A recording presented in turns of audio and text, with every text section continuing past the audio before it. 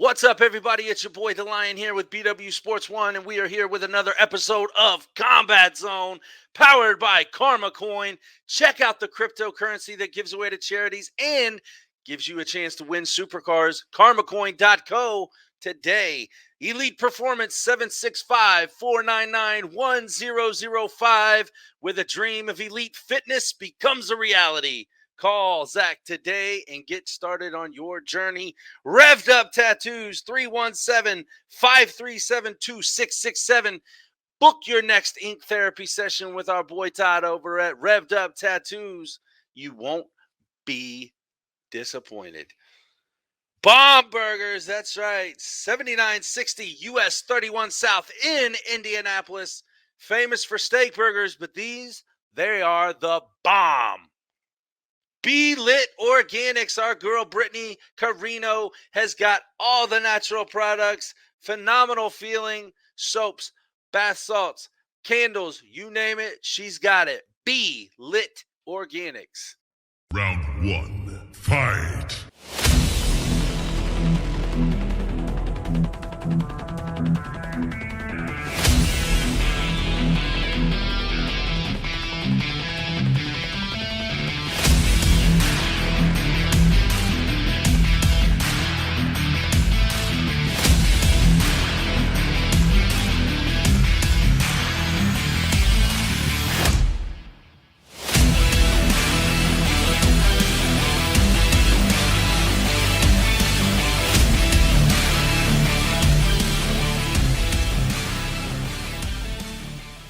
Welcome back to Combat Zone. Here we are again, and we got a friend from across the pond, Tornado. Tyler Goodjohn, what is happening, my brother? Thanks for joining me. Thank you for having me on. Hell yeah. So the BW Sports 1 world may not completely know where Tyler Goodjohn's coming from as far as his background in combat sports. So kind of give us a little rundown of your background and your career so far. So I started amateur boxing at the age of 10. I ended up having about 70 amateur fights. I won the ABAs. I turned professional glove boxing 18, 19. I ended up having 18 professional glove fights. I think I lost 4. I ended up winning the English title, fought for the WBC International. I had a good career. And then I think I was 26. I made the change to professional bare knuckle boxing. And I haven't looked back. I love it. It's brilliant. It's taken over combat sport now. So what made you kind of transition from the gloves to the no gloves? I mean, did something catch your eye? Were you at a show and you were kind of like, hell yeah, I want to try that, and then just fell in love with it? What was the deal? So here's the story. So obviously as a boxer, I was always the fighter that was in the fight of the night. Do you know what I mean? I'm good to watch. I sort of got beat against the guys who were perhaps, more finesse with their boxing and stuff like that. So it was did want to do something like bare knuckle boxing. It suited my style. But I was actually doing professional glove boxing, and I've done a podcast with a fight chat website, and I spoke about how I used to make £140 in professional glove boxing, which is very light for me. And I spoke about how saunas, salt baths, and other methods like that. And a week later, I was banned from professional boxing. The British Border Control took my license away from me. So, like I say, it was an easy thing. I didn't really have anything else to do. My whole career was taken away. So how did your training, at first especially, how did your training kind of switch from the gloves to the no gloves? I mean, what did you do different? What did you change at all? What went on there? To be honest, the first fight, I remember it was April. It was April. So I spoke to my promoter. We were just briefly about the battle, and then it was started during the sport. So I didn't really have time to adjust to it. Just pretty much done what I did with my boxing. Done all the sparring, done bits of pads and stuff like that, and then sort of learned on the job really. First fight. To be honest, no training no training can get you ready for your first bare knuckle fight. That's something that you just have to get there and then. Yeah, they say, what is it? They learn by fire. They grace of fire, put you in there and just let you roll and see how it goes, right? Yeah, I mean, I fought a guy called Tony Laffey. I mean, you put Tony Laffey up on YouTube, you'll see what he's about. At the time, he was unbeaten in 2. He come in actually a stone heavy with me as well, so he was a big guy.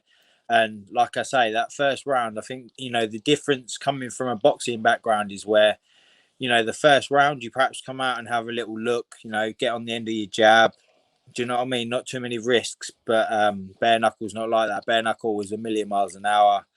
And, we've seen time and time again, people get caught cold. You get caught cold in bare knuckle, you get knocked out. Yeah, there's no half-assing. So, what kind of differences are there in bare knuckle compared, or like between, over there in your area in the neck of the woods and us over here in the States? So the big differences are that in back in the UK, our original boxing was obviously in a square ring. Over in the States, you guys fight in a circle. And to be honest, look, this is nothing against BKFC a little bit, but that circle's far too big, man. That's like one thing that grieves me a little bit about BKFC is that they make you toe the line. They make a big thing of this toe the line, and then they have this great big ring to then go and run away from me from. Do you know what I mean? So yeah, I'm all day with the square ring, the corner where you can't get out. I can capture you and I can do what I want with you. Well, I kind of agree with you on that, especially just the BKFC side, and I'm not taking any shots towards them, but I agree that the ring should be at least 6 feet less in diameter. I think would it just kind of enclose it a little bit. It is pretty big dance floor for you guys to go in there bare knuckle. Yeah, so the ring definitely played a big part. I think you can look at both of my BKFC fights and see that it played a big part. With Felony, he didn't want to trade at all with me. I think I put him over in the first round, and he pretty much just run away from me for the rest of the fight, and it made it difficult. It made it an ugly fight as well. So BKFC, bring that ring in. Shrinking the ring. Shrink the ring a little bit. Have you ever seen the Trigon that BYB has over in Miami? I don't. I love the look of that. Is it like getting into your mind? Be like, man, and it's no offense to BKFC, but that Trigon is intriguing to some. Telling you now, I've told every single one of my friends, family, get me in that BYB ring, and I will be I'm a danger. Like that is. If I was to make up my own sport that I'd want to put myself in, that is it. Do you know what I mean? So I'm very intrigued. I like it. I like to hear it. I stepped foot in it back in July. We were down there for the fights, and I fought amateur fights in a very close cage MMA cage before, and when I stepped into that Trigon, it's like, damn, this is real. Yeah. I mean, just the feeling you get when you step into it, it's like, okay, you're looking at the corners, you're looking at the ropes and the angles. It's like, damn, all right.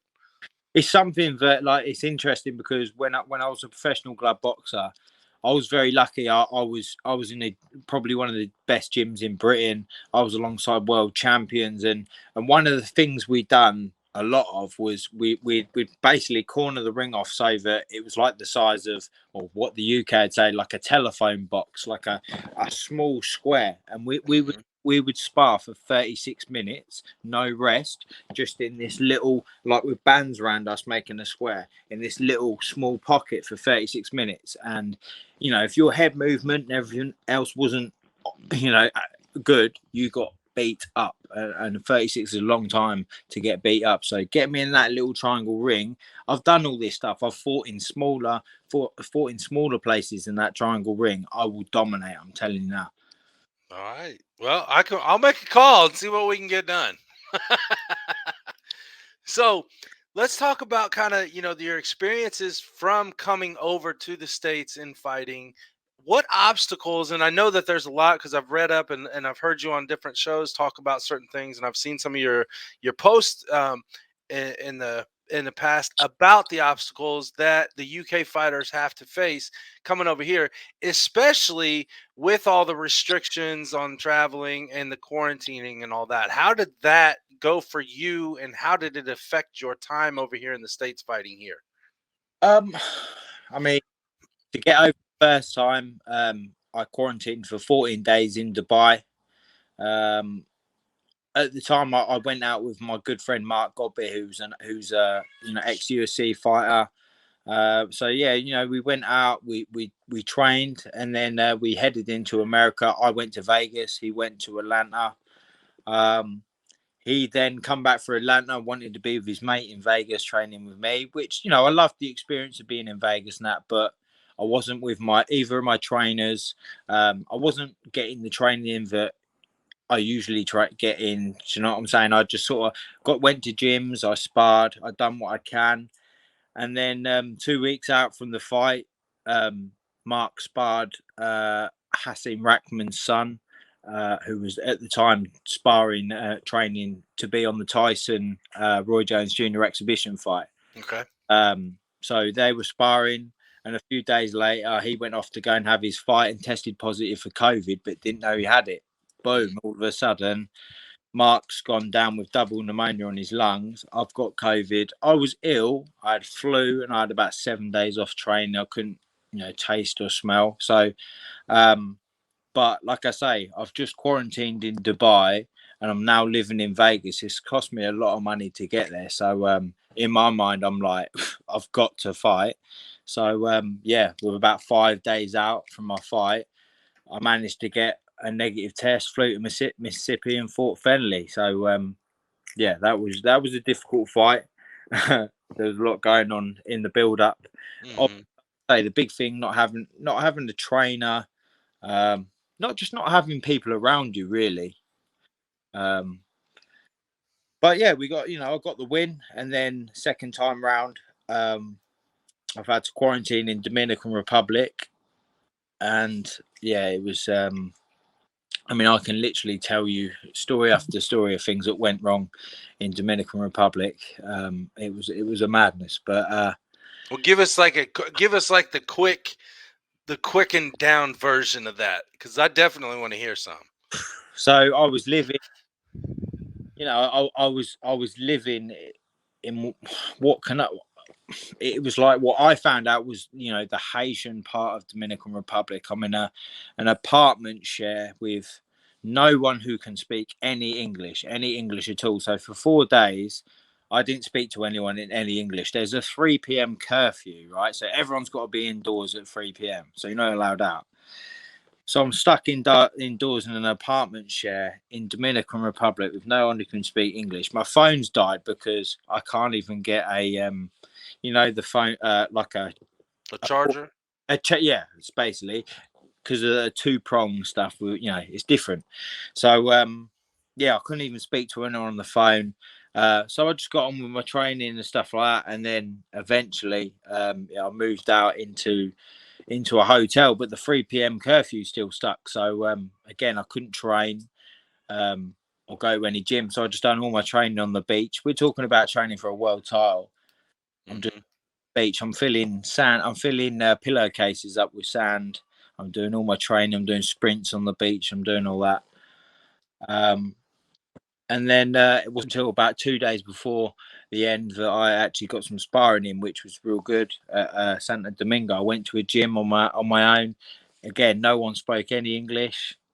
Went in there just and got all the sparring and went on my way to Miami and fought the world champion. So it was just madness. Honestly, I need to write a book. Honestly, with people today, with all the social media nonsense with Jake Paul and all that going on, like I have got an unbelievable story. Like my whole life could be made into a film. It's great. Well, we're doing documentaries over here at BW Sports One, so we'll get you on that list and we'll do something together, brother. Yeah, honestly, like I say, the story.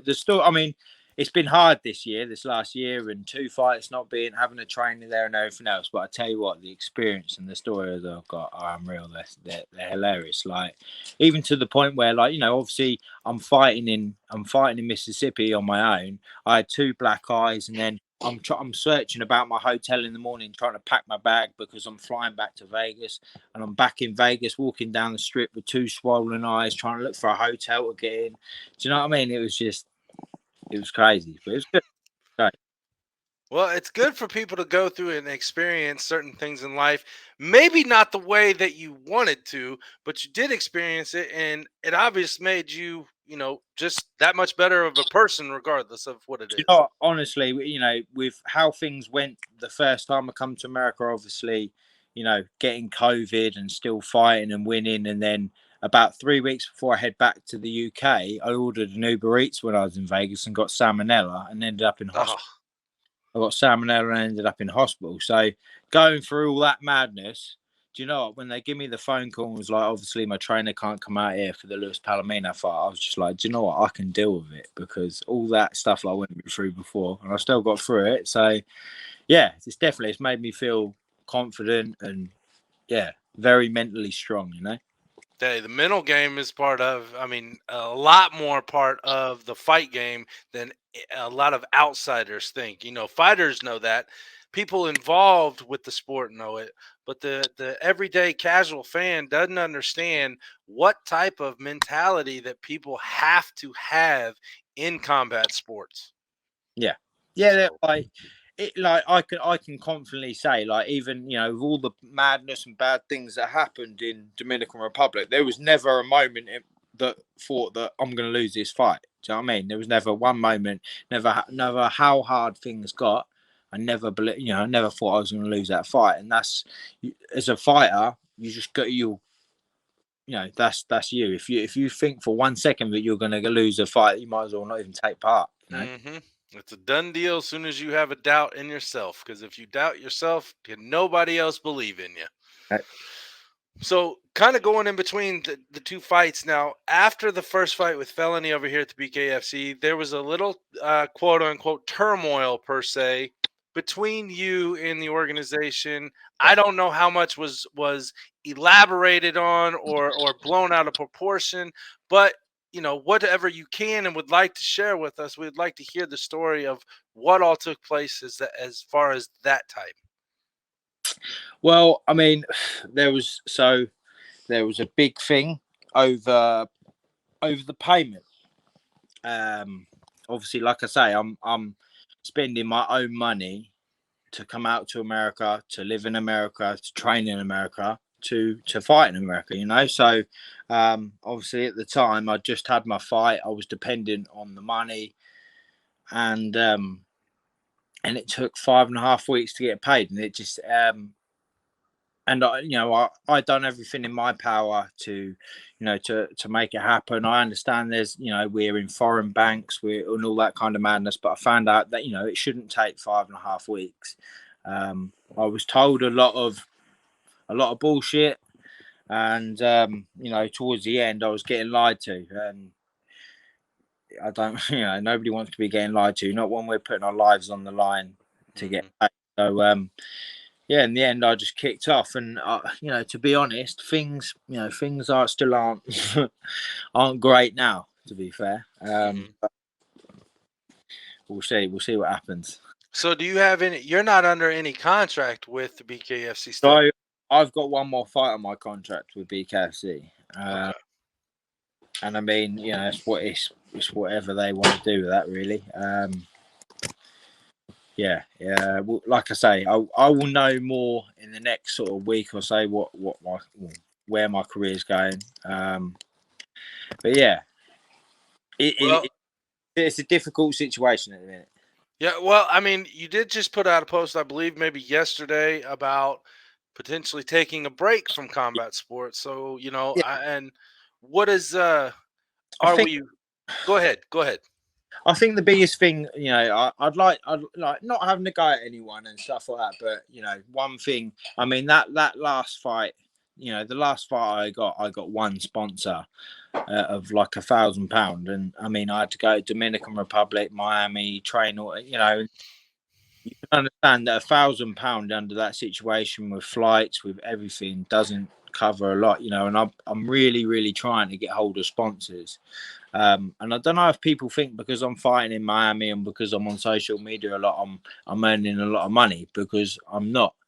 A fighter's life is we pretty much live from fight to fight. So sponsors mean a lot to us, and I'm now reopening a gym. I have to get that started and everything else, and to be able to pay for my training. Do you know what I mean? I have to work, earn money to be able to pay for my own training, and that's just something that, I'm not going to sit here and say that other fighters don't have to go through the same, because probably 80% of fighters have to work alongside their training, but it makes it difficult. Do you know what I mean? So yeah, I'm looking for sponsors, but until then I'm gonna have to concentrate on my day job, to get the money to then be able to train. That's the reality of it. Right. So what do you do during the day? What is your day job? So I have a gym. So I had a gym before COVID. I was teaching boxing classes and things like that. So I'm up at half 4 in the morning, and I finish about 10 at night. But I was doing my training and stuff like that in the day, and then obviously the whole COVID thing come. Boom, I lost my business in COVID. I had to shut it down, sell all the equipment, and then obviously come to America and fought twice. Mm-hmm. So now I'm going to try and rebuild a gym now, and yeah, like I say, go back, get that money in, and then hopefully we can get back fighting again. Well, I mean, that sounds good, and best of luck to you on that, definitely, because I know that obviously everybody around here is, I'm sure over there is the same. As we're so sick of it dealing, giving us these cards that we have to deal with, and especially for small businesses, it's kind of just wiped as many small businesses out as possible. Yeah. And now then, the second coming of this Delta or whatever, supposedly, we'll see what happens. But I think you and I are on the same page with this. Is we're done with the bullshit. Let's just move on and get through it. Yeah, like I say, I lost my business, and I mean, to be honest, I would have done it whether or not anyway, but it was a big push on why I come to America and fought, because I was like, I ain't had no money for a year. I'm gonna have to go and work. So hopefully I can rebuild this gym, and then and like I say, it pays for my training. So that's when realistically I'll be back fighting. At the minute, I need to get my earning cap on again. No, can't blame anybody there. Can't blame anybody at all. All right. So you've came to the part where we call rapid knockout. It's 5 questions. It has absolutely nothing to do with combat sports. You can elaborate on the answers as much as possible if you want. Are you ready? Yeah, huh? All right. Question number 1. What's your favorite food? I'm gonna go pizza, man. What do you like on your pizza? Are you a pepperoni sausage? Or are you a I supreme? like that barbecue with all the meat, stuffed crust. Okay. All right. You guys got some good pizza over there? It's nothing like you. To be honest, I feel a bit embarrassed. I feel a bit embarrassed to say what I like, because I know you're going to be like, "What?" Oh, hell no, man. I love me some pizza. Hell, I can't, I'm trying to lose weight every once in a while, but them pizzas are so damn good. I'm with you. All right. Question number 2. Whether it be genre, an individual artist, or a group, what is on El Tornado's playlist when he's getting ready for work, getting ready for a fight, getting ready to take a shower? What do you go to? So when I'm ready to fight, I've got a bit of Mudvayne on, and I'm going ham. I've got a bit of Slipknot. I've got Corn, Papa Roach, System of the Down. Do you know what I mean? Like to train to, like, because I do a lot of CrossFit, and that, I mean, CrossFit is just me. It's something else. So I'm just like, to my trainer, put that Limp Bizkit on, put that Corn on, because yeah, I can go to a different level when that's on. To relax to, I'm really into a thing called Afrobeat at the minute, which is very, I don't know if you've heard it. It's something. It's just very sort of like calm, and it's a bit of a vibe. It's sort of obviously originates from Africa. Okay. It's very popular here in the UK.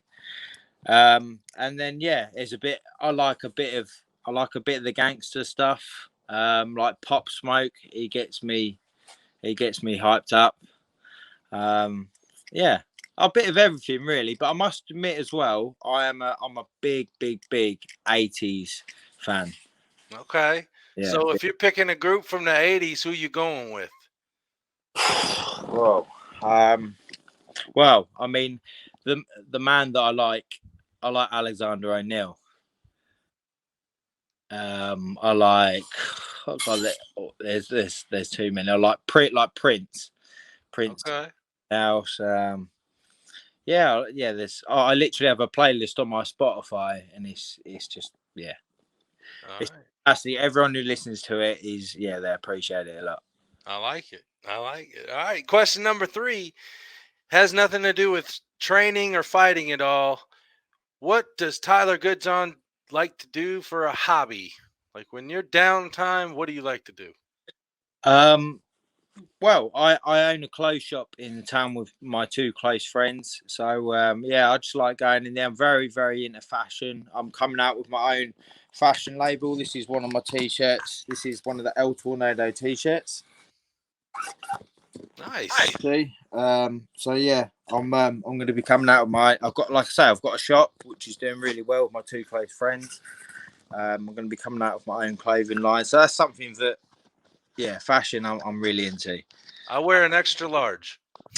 Hey, I'll send you one. Hey, get one of these, and you can wear it on the show, can't you? Hell yeah. The blunt smoking fighting Viking. There you go. I like it. It just sends nothing but good vibes, man. Okay. Question number 4. Take fighting out of it, all combat sports away, whether it's to participate yourself or to watch. What sport do you go to? Well, I mean, for economical reasons, probably football in the UK, but they're getting about $250,000 a week. Oh, okay, yeah, I wouldn't blame you there then. You can get me in a spot in one of the teams. There you go. Yeah, it would have to be that. Like football in the UK or soccer, Right. is our main sport. Do you know what I mean? It's huge. So like as a kid growing up, like I wanted to be a soccer player. Do you know what I mean? That's all what any kid wants to be. And then, like I say, I started boxing at 10, and then I actually lost my first 6 amateur fights in a row. And then all of a sudden, it sort of clicked. I lost weight. I had a lot of puppy fat, and then it just clicked. And all of a sudden, I didn't want to play football anymore. All I wanted to do was box. So, yeah. That's what I'm gonna go with from now on. When people say anything about my gut, I'm just gonna say I haven't shed the puppy fat yet. Puppy fat. That's great. That's great. All right. Question number 5, last but not least. Growing up, whether it be on the sports and entertainment side or the personal side, who was your favorite role model? Do you know what? And it's going to sound a bit cliche, but like Muhammad Ali. Do you know what I mean? It was just I got like as a kid, I loved watching him. He was so charismatic. He was just, he was just like you looked at him and was just like, wow, he can do all this amazing stuff in the ring, and is an amazing character outside the ring. I when he died, like I was a grown man, and I cried my heart out. I was gutted. Oh yeah. That's when you know somebody touched your heart without even meeting you. Yeah. It was just like, so people like that don't come around very often. You know what I mean? Yep, that's true. All right, what kind of drink are we drinking on tonight? What do you got over there? I'm getting thirsty. I might have to try something. I've got a beer here called Leffy, which is a Belgian beer. Okay. Is it? Let's say, and I'm gonna act stupid because I'm not like one of those beer IPA snobs around here that knows everything about beer. I just like drinking cold ones. Is that like a A thicker, This, dark. this is a blonde beer. It's called a Okay. beer. It's quite strong. It's 6.6% just in this little bottle. It's very strong. It's quite a bougie beer, like, you know, but yeah, it's all right. It's nice. I just fancied it tonight. Just a couple of bottles, you know. There you go. I mean, you were popping your cherry here at Combat Zone. Might as well feel good, right? Yeah, I love it. I love it. Tyler Goodjohn, everybody, thank you again for coming on. thank I you. would like to give you the time now to throw out those sponsors, those friends, those family, those haters, anybody that you would like to give a shout out to. The floor is now yours, brother. Well, I just want to thank everyone who, like, since coming to America, last time out, I've had nothing but love on all my social media. You know, people have messaged me and been really inspired by my story and everything else. So just thanks a lot, and I'm looking forward to eventually come back out to fighting again. So here's a little tidbit. I believe your birthday is May 17th, correct? You and I are birthday brothers, my friend. There it is. Well, definitely get it. I'm looking forward to it. Hell yeah. Tyler Goodjohn, everybody. Thanks for coming on the show again. Every day, anytime, go to BWSPORTS1.com for all the happenings. And as for DaLion and Combat Zone, we're out. Peace.